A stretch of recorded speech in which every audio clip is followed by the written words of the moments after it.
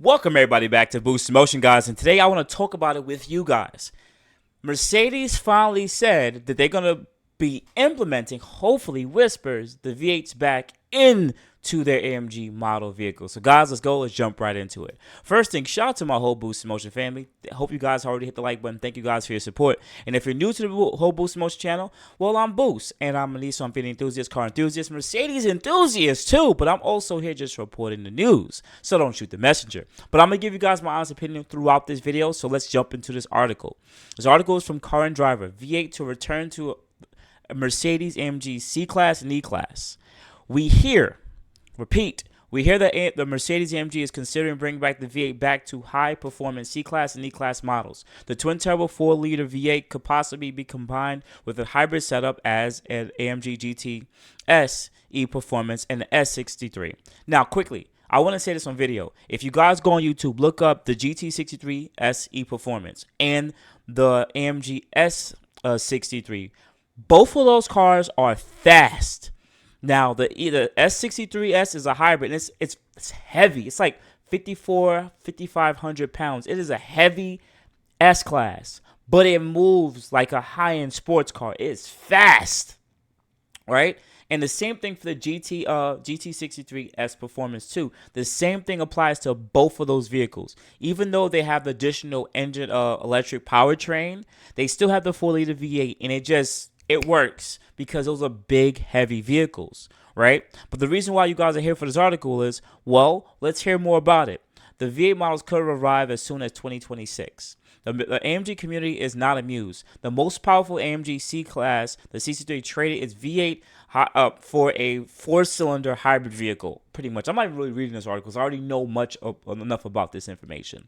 So pretty much, Mercedes took that 4-liter V8 that we so love, and even the older V8 was such amazing, right? And then they decided to put the most powerful four-pot, turbocharged hybrid C63. And honestly, if you go look at any review on YouTube, even though we don't really look up to a lot of them don't like it. Most of them don't like it. And the thing is, they can't sit there and talk shit about it because it's on video and they were invited out. So they can't talk crap about it because they'll never get invited out again. This is the one thing I don't like about reviewers because they can't be as harsh as they really want to be because then they will get blacklisted, right? So most people don't like it, right? And this is what the gentleman from Carwow said. He said on video, quote, if you really want to purchase a C63S, quote him, he stated, just go get a W213 E63 over the C63S. You get everything else. The only thing you lack is miles per gallon. That is necessarily it. And he said it wasn't even off by that much, which I completely agree with him because honestly, I've driven the C300 version of the new car, and I don't even like the interior really. It looks nice, but it's all plastic. Everything has a hard feel because it's mostly made out of plastic and hard materials, period. Now, knowing that C63 is going to be 4,700 pounds, even though it makes 600 and something horsepower with electric motor, it doesn't have that constant power all the time. It's only for a certain amount of time. After that, the car goes back down to 450 horsepower, which means the old C63 is gonna beat the doors off of it. Pretty much any tuned C63 is gonna blow the doors out of it because it's gonna run out of electricity after some point. And it's still 4,700 pounds. So earlier this year, let me quickly read through this article. So the upcoming E63 will make do with an inline-6 plug-in hybrid setup. Some say that's not good enough to do battle with the M3, which has a twin-turbo inline-6, and the future M5, which is slated to have a hybrid setup with a twin-turbo V8. That car is already a monster. BMW cares about performance and weight savings. If they make that car, it's still gonna be a little heavier, but they're gonna try and make it as light as possible so it could deliver the performance. Because people buy an M5 for a reason, performance, right? The upcoming RS5 and RS7 will be powered by a V6 hybrid, good for 640 horsepower. I'm not really a fan of the RS7 becoming a 4-cylinder because a 6-cylinder, that's crazy to me. I'm not liking that at all. But the RS5, I get it because it's smaller and it's a lighter car. The only escape route of this dilemma is to reinstitute the M177 V8, which will return to the C and E class in 2026. Two independent sources have said. So this is whispers. This is whispers, which means at least you know that they're actually talking about it at the table, right? The 8-cylinder is currently being modified to meet EU7 emission standards. This engine is currently used in the 831 horsepower GT63S performance and the 791 horsepower S63. Okay. Now, quickly, what I want to use a quick example, right? This is a GLE 53. Its curb weight is about 5,000 pounds, right? It's a heavy car, right? Let me just show you guys. I think I messed up on something here. I want you guys to be able to see it. All right, cool. This car is 5,000 pounds, right? Bear with me, guys. I just want to take a look at something. Cool. Let me see. Yeah. So this car is currently 5,000 pounds, right? And it's currently driven by the M256 inline six motor, which is not an AMG motor, but I'm assuming that AMG is going to make a souped up version or more powerful version of it because it doesn't make that much additional power, right? Which means if the four pot makes about 450, right? The additional electric motor that's going to go in the rear axle of the W in this case W214, right? The additional weight, and then they know that car the E63 is already like a 4,400 pound car right now as it sits, right? And with all the other hybrid vehicles they made, the GT, the S, and the C class, the car gained additional almost 600 to 700 pounds, right? So knowing that it's 4,400 pounds, right? That means that theoretically this car is going to be over 5,000 pounds if they keep the V8 and they add the electric drivetrain to it, right? Now, if you guys decide to get rid of the M177, which currently makes 600 something horsepower, and go down to a 6-cylinder, which means you guys are going to have to make at least a inline 6-cylinder that makes at least 550 horsepower. That's what I'm assuming. They're going to have to make a car, an inline 6 M256 that's an AMG derived built with 550 horsepower. Because the additional weight, it has to make the same amount of performance as the GT63 SE performance, because those cars pretty much share each other. It's only about 150 to 250 pounds more heavier with the non-hybrid GT63S over the E63. They're pretty much very similar. So if you add the inline 6 at, let's say, 450 horsepower, then the electric drivetrain, then that car is going to be a 5,000 pound car, 5,100, 5,200 pound car, right? Possibly, right? Which means the C class is going to blow the doors off of it completely. So how are you going to have the C class performing better than the E class? You see what I'm saying? That's not going to, just because of weight alone. Yes, you can use electric motors to try to offset the power, but already we know it's not going to perform. It's not going to perform. The 5,000 pound GLE 53 has a 0 to 60 of I have it here. Have a 0 to 60 of 4.7 seconds and a quarter mile time of 13.4 seconds. So you're telling me when that electricity runs out, hear me out, guys, hear me out. When that electricity runs out on electric motor, right? And we're somewhere around 450 horsepower, or let's say 500 horsepower on just the inline 6, because they have to make a monstrous inline 6 motor, right?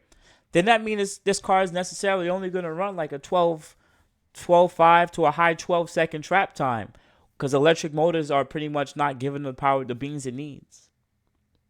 That's what Mercedes went and did. They probably have a test mule. They probably tuned or made a mock-up for an inline 6 M256 that's built on AMG standards with probably 550 horsepower, added the electric drivetrain, and went and tested it and said, this isn't going to work. And they know it. This isn't going to work. This car is too heavy to have an inline 6 motor. You can do the inline 6 on a E43 with a mild hybrid, because that brings down the weight because you have less batteries. It makes the car like 4,600 pounds, right? But you can't do it on a 55,000 to 5,200 pound E63S. You can't do it. That car is too freaking big and too heavy. And these are the things that I sit there and I look at and I'm like, you see, they want to get to they want to go to EU7 emission standards because after a certain time frame, they're gonna have to bring down the emissions, and it's really hard to get V8 model cars to match emission standards. This is why they're forcing us to have electric cars and hybrids. Hybrids are okay. I have no problem with hybrid vehicles, but hybrid vehicles should belong to people who want A to B cars and stuff. For people like us, they don't really necessarily have to do that. They don't have to do it. They can give us mild hybrids like they did on the RS7 and RS6 and a couple of other vehicles that's currently out there. Give mild hybrids, but give us still the V8. This is the mild hybrid is a way of them to have actually have a cheat code to get better emission standards. Rock with that, but don't take away the V8s on AMG vehicles. So that's why I'm sitting there and saying on video, if they don't make the change of the inline 6 on the E63S, the M5 is going to blow the doors off the E63S. People are going to get rid of their Mercedes because they don't even want to win a race. They're not even going to win a race. I don't even need to finish this article to talk because I just know enough to know that they know they're going to lose money and people are going to go to BMW just because they've got an AMG model so that the car can sound good and be luxurious and looks good and still have some grunt. And you telling me you're going to make a 5,000 plus E63S with an inline 6 motor that's going to get necessarily beat by a 93 tuned Infiniti Q50 when the electric motor goes out pretty much. When it runs out of electricity. A freaking tuned Q50, B58 340, stock, these all stock turbos, no E is going to be blowing the doors off your 5,000 pound car. They don't want to do that. They trying to save face. I really hope they don't do this because I'm going to say this on video too. I really hope, like, when I sit there and think about the C63, I think it's going to be a flop in my honest opinion. I think the people who are going to buy it is someone who just can afford brand new cars that's that expensive and don't really they're not so much of an AMG enthusiast, V8 enthusiast, because no V8 enthusiast is going to go and get that car, right? That car is a specific niche amount of people, right? But I'm going to be fair here.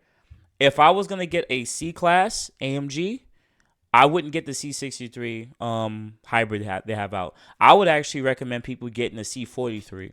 You save, because right now that's going to be like a $90,000, $100,000 C63, right? And then, but if you just get the $60,000 version of the C43, it's the same AMG motor.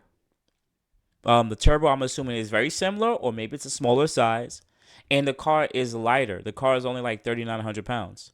So you can tune that car, add additional performance. Down the line, they'll probably have a larger turbocharger, possibly, but it's electric assist turbocharger. And that car can probably yield additional 150 to 200 horsepower, probably 100, 150 additional power tuned down the line. I would rather that car because it'd be lighter and probably more fun to drive, even though it's not a full AMG C63 model. And an E43, whatever they choose to do, I'm not gonna lie, I've driven an E350 and I like the car, really floaty, really soft. But the E450 is the M256, which is a non-AMG motor, which is pretty stout too. It's just that it's on a heavier car. See what I'm saying? So nonetheless, this is just my opinion. I'm really happy that this news came out, and I really hope that it's true.